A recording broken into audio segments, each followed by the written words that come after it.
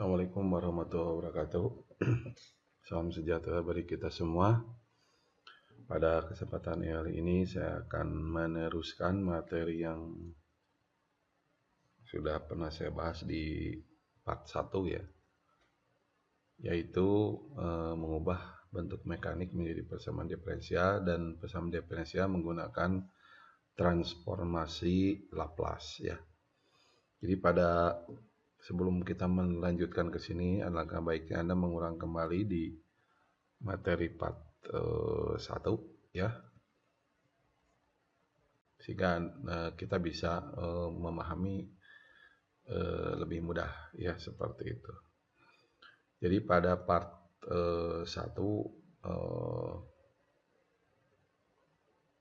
kita sudah sampai di transformasi Laplace ya, yang mana dari persoalan ini ya, dari persoalan bentuk hidrolik servomotor gitu ya, yang sudah kita bahas sebelumnya,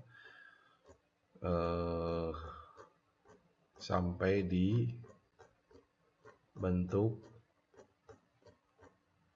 transformasi Laplace ya, seperti. Jadi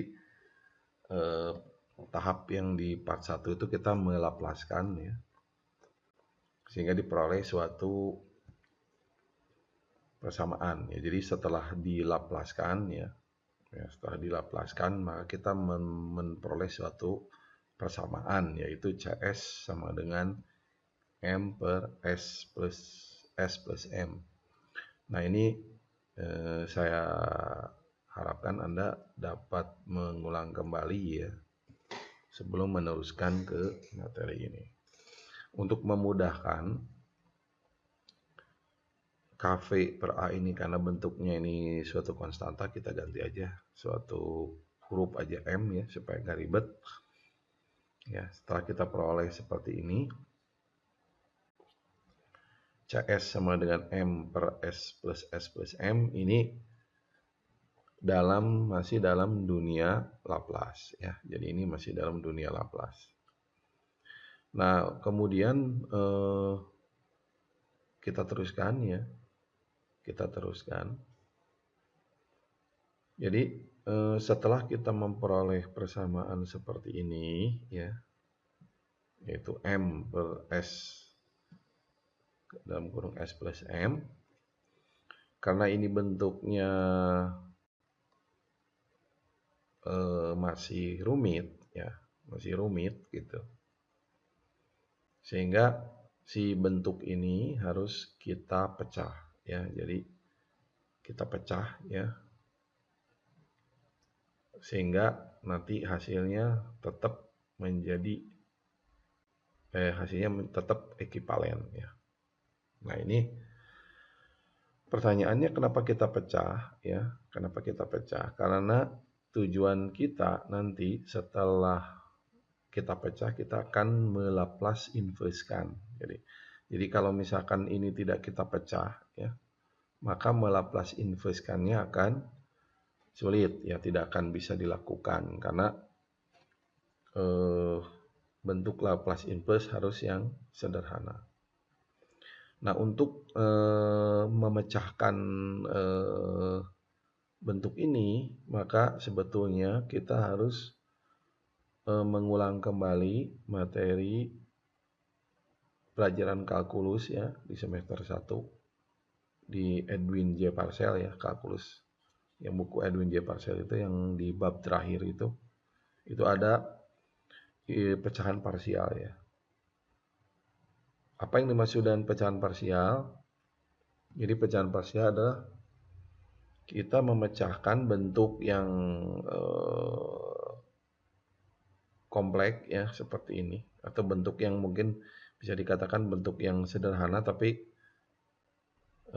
ini akan sulit ketika kita mengintegralkan atau mendiferensialkan ya. Kalau di sini kasusnya untuk menginverskan, Laplace inverse kan. Nah, pecahan parsial ini sebetulnya ada 4 bentuk ya. Jadi bentuk faktornya linier ya. kemudian ada bentuk faktor linear berulang, ya. Kemudian ada bentuk faktor linear campuran, dan ada bentuk faktor linear dan kuadrat. Nah, pada kasus ini, ya, pada kasus yang kita bahas ini, ketika kita lihat di sini bentuk M per S plus MM ini bentuknya adalah perkalian. Jadi ini dua bentuk penyebutnya yang perkalian, ya. Jadi di sini tidak ada kuadratik. Jadi kalau bentuk ini nggak masuk di kasus ini, ya. Jadi di sini cuma perkalian, sehingga ini masuk ke kategori faktor linear. Ya.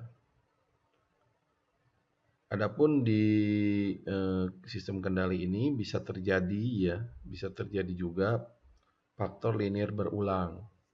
Ya, faktor linear berulang. Nah, untuk faktor linear tak berulang, ya, kayak ini, ya, faktor linear. Ini kita tinggal memecahkan bentuk ini menjadi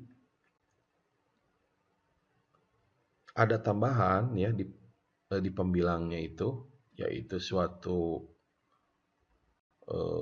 nilai, ya,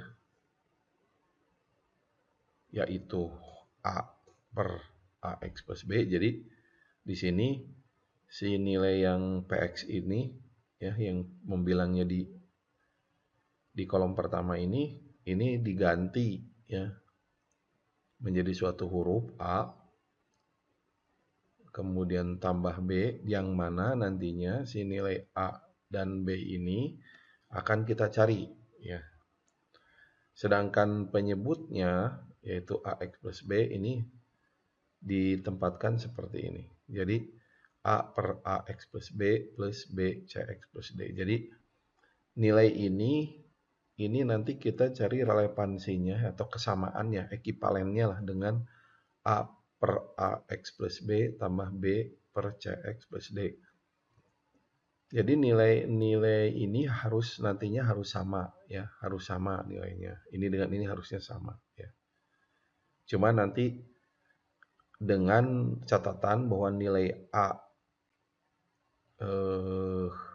dan B-nya harus kita dapatkan. Nah, ini harus dipelajari lebih lanjut, ya. Nanti kita akan coba lagi di soal berikutnya, ya.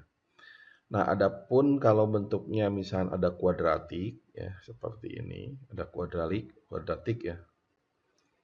Maka ini dipecahkannya menjadi A plus AX plus B, jadi yang dalamnya kemudian ditambahkan B AX plus B kuadrat. Jadi pecahan bentuk seperti ini nantinya akan lebih mudah diinverskan atau kita hitung dalam bentuk lain, ya. Kalau bentuk ini kita lihat, ini kan masih bentuk variabel, ya, ada variabel X-nya di atas. Jadi bentuk variabel ini agak sulit dipecahkan ketika kita di atasnya masih dalam bentuk variabel. Nah, untuk kasus ini, ya, karena kasus ini relevan dengan model 1, ya, model yang ini, maka kita ikuti aturan pecahan parsial seperti ini sehingga akan menjadi ini. Jadi maka, ya, di sini maka nilai S M per S plus M bisa dipecahkan. Ini menjadi A per S B per S plus M, sedangkan M-nya hilang, ya. Nah, A dan B adalah konstanta yang harus dicari. Jadi cari nilai A dan B ini berapa nilainya, ya. Seperti itu. Jadi kita pecahkan yang ini menjadi CS A per S plus B per S plus M. Jadi nilai A, B-nya harus kita cari. Kemudian setelah itu kita ambil bagian yang ini ya. Kita ambil bagian yang ini nih. Bagian A plus B. A plus S plus B, S plus M sama dengan M, S plus M. Nah, untuk mendapatkan nilai A dan B, kita samakan menyebutnya ya. Kita samakan menyebutnya. Jadi bagian yang ruas yang ini, yang kiri itu menjadi A, S plus M, S plus M. Jadi ini sebetulnya A per S juga. Karena S plus M-nya kita masukkan di atas, jadi di bawahnya dimasukkan. Jadi ini sebenarnya A plus S ya. Karena ini kasus menyamakan menyebut ya kayak gitu. Kemudian untuk B ya, untuk B kita masukkan nilainya BS. Sedangkan di bawahnya S ini kalau dicoretkan jadi B per S plus M ya. Tapi kita masukkan karena ini samakan menyebutnya. Maka S plus M sama dengan M S plus M. Hasilnya ya, ini penyebutnya kita satukan ya, ini jumlahkan, ini kita satukan sehingga AS plus M plus BS. M ininya kita coret. Penyebutnya ruas kiri dan kanan kita coret sehingga hasilnya menjadi AS plus M plus BS sama dengan M ya, gitu. Nah, selanjutnya ini dengan metode manipulasi ya. Manipulasi matematik.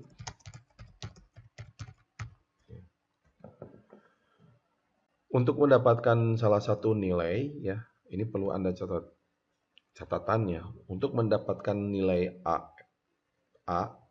ini kita boleh memasukkan sebuah nilai S ya, sebuah nilai S yang menyebabkan ini perlu Anda pahami ya, yang menyebabkan salah satu variabel menjadi 0 ya. Jadi nilainya masukkan berapapun tapi yang menyebabkan variabel salah satu variabel menjadi 0. Masukkan nilai S berapapun ya yang menyebabkan variabel salah satu variabel menjadi 0.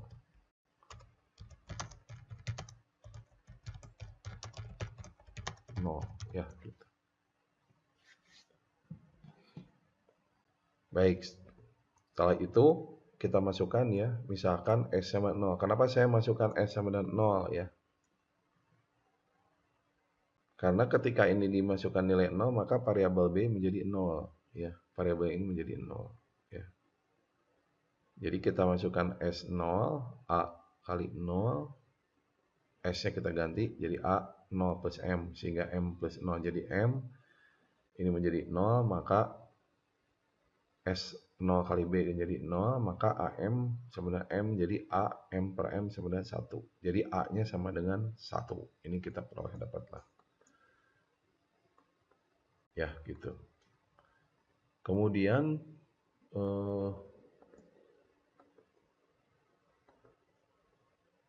kita masukkan lagi ya, karena ini masih ada variabel B yang belum tahu ya. B-nya kan belum tahu nih. Maka supaya A-nya jadi 0, menjadi bagian ruas yang A menjadi 0, kita masukkan nilai S berapapun ya, yang menyebabkan salah satu variabel menjadi 0. Jadi kita masukkan aja min M. Kenapa saya masukkan min M? Supaya bagian ininya menjadi 0. Jadi kita masukkan min M di sini. Maka min M plus M jadi 0. 0 kali A menjadi 0. Sehingga B masukkan min M jadi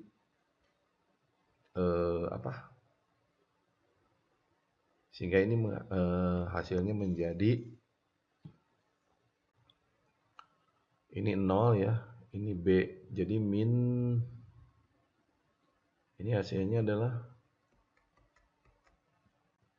min MB ya, min MB ya. Sehingga B sama dengan M min M, jadi hasilnya min 1 ya.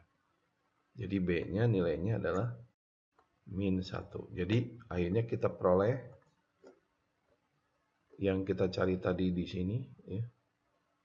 A dan B-nya kita cari, kita peroleh A-nya sama dengan 1, B-nya sama dengan min 1.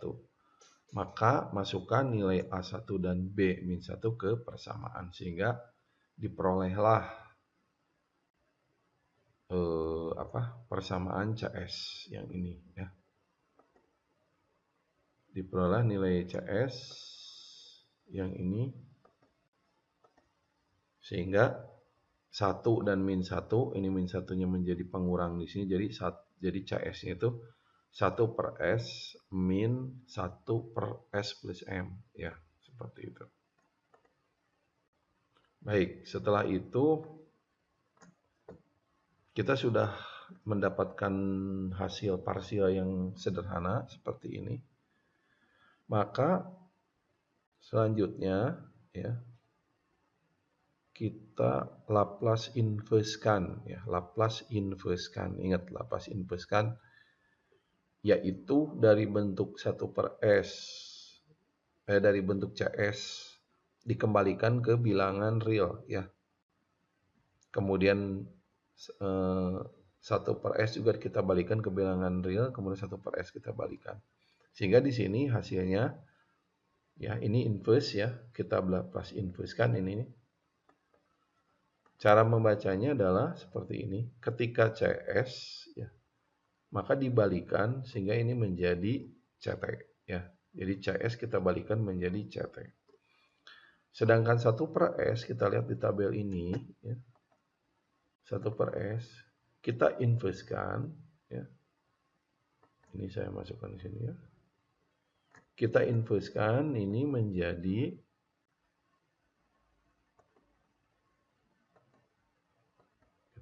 saya kasih warna dulu ya di sini. Ini kita inverse-kan menjadi 1 per S menjadi variabel di atasnya. Jadi ketika 1 per S, variabel di atasnya 1, ya berarti menjadi 1. Ya. Kemudian yang 1 per S plus M, nah ini bentuknya korelasinya dengan ini. Ya. Ini dari Laplace. Dikorelasikan, ya. Ini dikorelasikan dengan bentuk yang ini, hasilnya adalah ya ke kiri ke sini ya, yaitu kalau bentuknya 1 per S min A, maka ini menjadi eksponen AT ya, eksponen AT.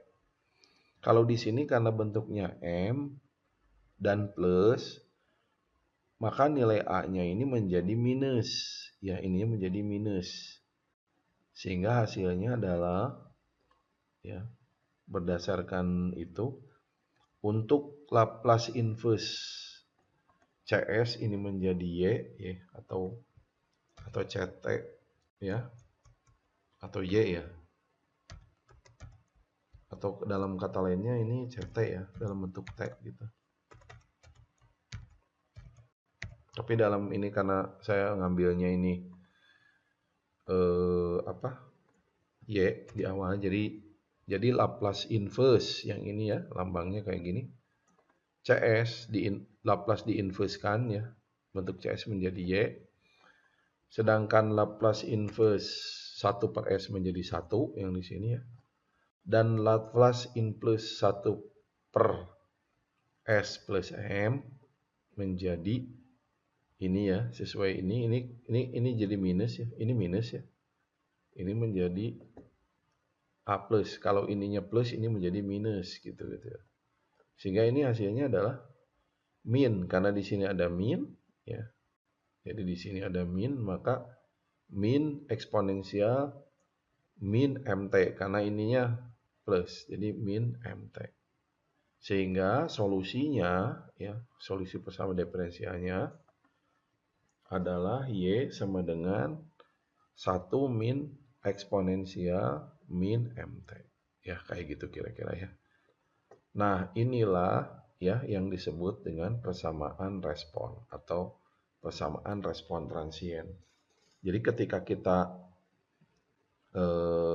persamaan respon itu sendiri sebetulnya adalah solusi dari persamaan diferensial yang kita cari, ya kayak gitu. Nah, masukkan nilai KV dan A ya. Buat grafik T terhadap Y yang paling mudah kita gunakan Excel ya. Misalkan nilai konstanta dari valve, misal ya, misalkan nilainya konstantanya 0,02, ini nilai yang diperoleh dari pengukuran real ya di lapangan. Misalkan konstantanya 0,02, ini hasil dari di lapangan ya. Kemudian luasannya misalkan luasan dari nilai KVA yang tadi piston tadi misalnya 0,01 meter kuadrat ya. Kita masukkan nilainya ya. Jadi 0,02 ya. 0,02 per 0,01 sehingga hasilnya Y sama dengan 1 min E min 2T. Nah, kita gambarkan dalam Excel ya, yaitu menggunakan rumus Y 1 min eksponensial min 2T ya, pakai ini persamaan di Excel ya. Kita caranya begini, kita bikin suatu nilai ya. Dari 0 sampai berapapun, misalkan saya ambil saja di sini 24 ya. Kemudian rumusnya kita masukkan, yang nilai T-nya itu adalah yang sebelah ruas sebelah kiri. Maka nanti kita tarik garis masing-masing nilai ya. Diperoleh seperti ini ya. Terus dan diwujudkan dalam bentuk grafik, maka ini diperoleh grafiknya naik dari 0 ya, kemudian sampai di titik 7 di sini. Kemudian dia grafiknya lurus ya. Apa artinya dari bentuk grafik ini ya? Dari bentuk grafik ini ya menunjukkan bahwa grafik dari hasil respon peralatan tersebut di atas yang sudah kita hitung ini konvergen ya, konvergen.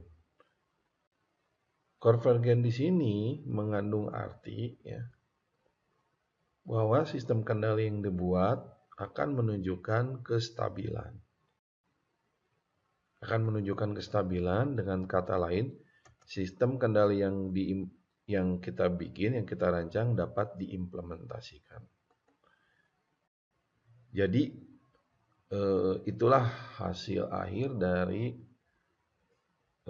respon dari sistem kendali yang kita buat ya.